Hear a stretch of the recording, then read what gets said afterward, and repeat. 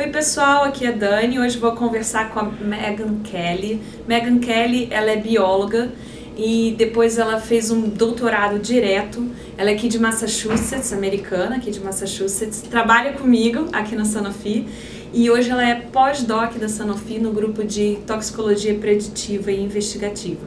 Então, Megan, thank you very much for being here with us. Megan, could you tell us a little bit about your career? How did you choose biology, or how do you arrived here to work at Sanofi? So I guess I started to really become interested in biology when I was in high school. I had, like many other students, I had a fantastic teacher and it really sparked my interest, and I realized I loved how science was always changing and science taught you about how things worked and everything. It was like a puzzle for me, how everything fit together, and I just found that fascinating. So when I finished high school, I decided I really wanted to go further with science, so I decided to major in biology. I went to the University of New Hampshire in Durham, New Hampshire, and it was fantastic. I had incredible professors. I experienced so many different classes. I was exposed to all different fields of biology, and I had an amazing experience, and I loved it. And when I was in college, I was an intern at a pharmaceutical company, and I worked in a preclinical development, research and development, and it piqued my interest even more. I had a great time, and I did that for 2 summers. It was excellent.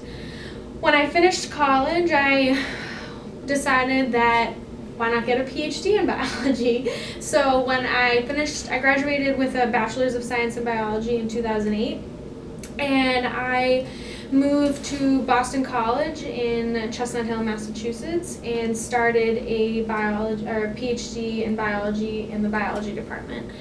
And when I started there, BC was really nice because they allow you to do 3 7-week rotations. So I picked 3 labs that I was really interested in. I got to know the PI, I got to know the research, all the graduate students in the lab, and at the end, you were chosen by a lab to join, and of course it was a mutual decision on where you would go, and I picked a lab at Boston College headed by Mark-Jan Goebbels, and the focus of the research in the lab was on a common human parasite, Toxoplasma gondii, and our research was on cellular division.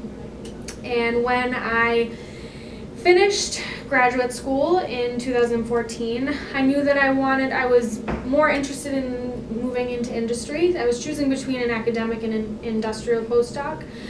I thought industry would be a better fit for me because I didn't see myself going, climbing the academic ladder, becoming tenure, and having my own lab.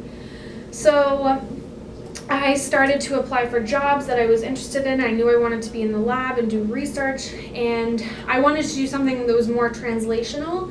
Before I was doing, even though I was in a parasitology lab, it was more basic science. I wanted to be exposed to translational science. So I found the job posting for Sanofi, and I applied and got the job, and now I've been a postdoc here for 1 year. That's great. So could you tell us a little bit more about the selection process? How was the interview or even the application? Sure. Because as you said, you were in parasitology, you were not working with toxicology, and you didn't have, you said that you had experience before in pharmaceutical industry. So what are the things that you think helped you to succeed in this selection process? So I was very fortunate when I was in graduate school because I had a fantastic mentor who was very open to any career path that I was interested in. And one of the things that he suggested was when you're in graduate school, and especially if you want to do an academic postdoc in the United States, for example, to start applying a year before your defense. So I reluctantly started to apply a year before my defense because a year before you defend, you don't think that you're ever going to defend. So I started to apply, and I was at that time choosing between academic and industry, so I was applying to both actually. Academic, my approach to finding an academic postdoc was much different. I essentially was looking at fields that interest me, and I was directly contacting the PI to see if they had open positions. With industry, it's much different. If there's an open position, it will be posted on a website like Monster or Indeed.com, and you can search for biology research positions, and that's essentially what I did. I applied to this job in November of 2013, and I became in contact with my now boss in February of 2014. I started the interview process in March, where I came here, I gave a formal presentation, interviewed with all members of the team that I work with now, and then I started in June of 2014. So it's a lengthy process. It takes a lot of time. It takes a lot of effort. I think it's timely on both sides if you're looking at academia or in industry. So it's a long process finding. And then I was selected and I started in June, but it took a long time. Wow. You said that you did a presentation. Did you talk about your background? Did you talk about your thesis? What were the things that you presented? The basis of my presentation was essentially my thesis work. So it was actually worked really nicely because 2 weeks before I interviewed, 2 weeks before I defended. So it was essentially a practice talk for my public defense. It worked out perfectly. But what I was showing was my research, what I had found.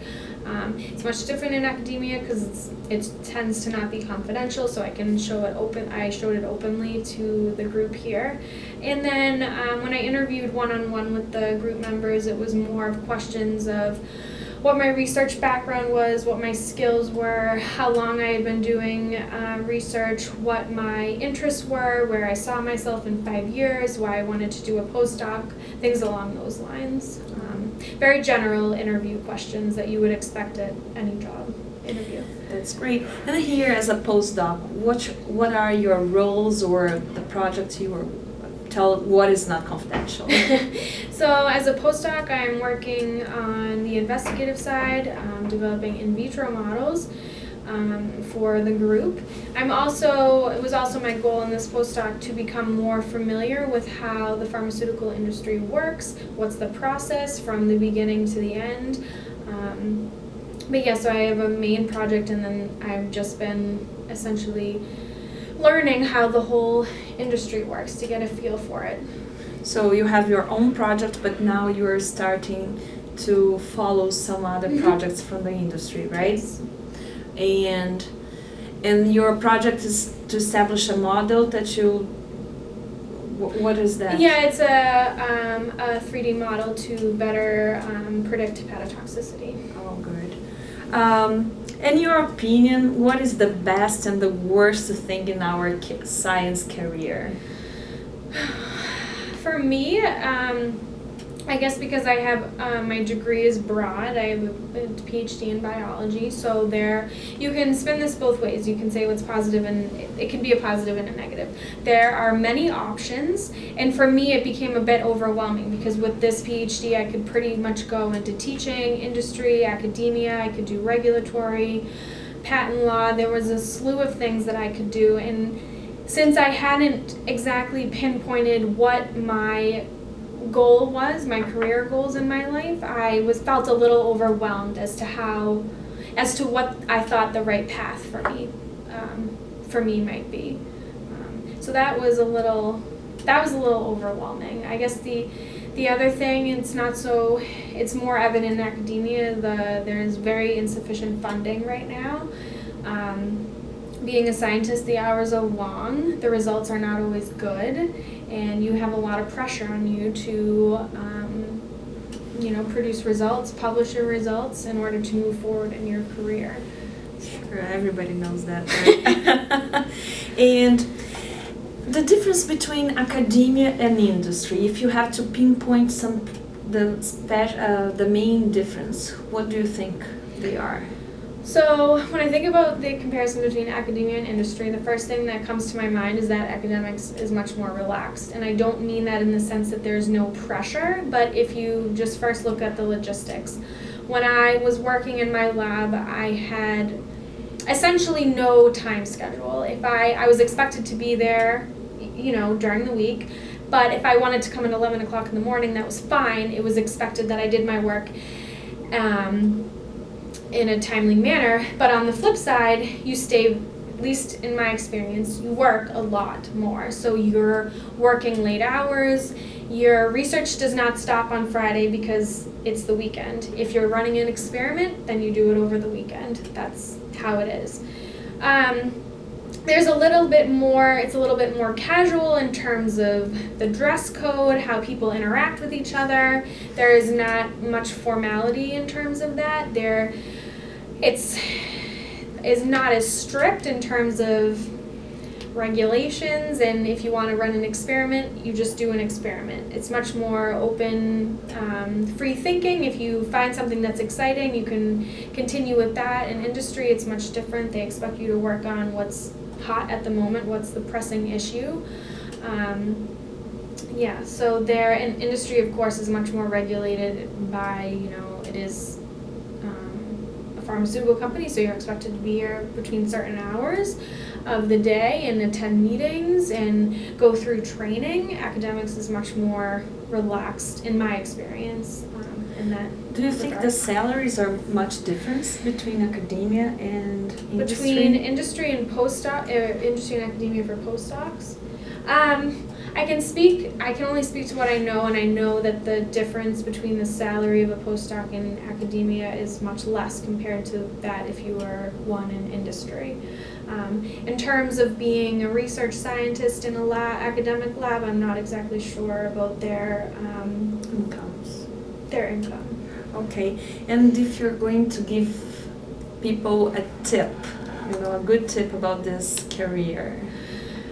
If I wanted to give someone a tip, I would say that if you find something interesting, then see if you can find a contact and talk to them about it, because you may think something is right for you, is the right fit, and then you get exposed to it and it's not. So the best idea for me would be to do internships. Give yourself multiple options and see what is the best fit for you, because you don't want to be stuck with something that isn't right. So try many different, if you're interested in biology, like I said, there's many different options, so try out different things and see what you're most interested in. But I think it's always best to do internships. As important it is to find something that you like, it's also important to figure out what you don't like. So I think both are important. And are exposed to different environments. Exactly. Different people, labs, different people, cultures. different cultures, everything. Nowadays we see that people that stays in the same lab for years and years.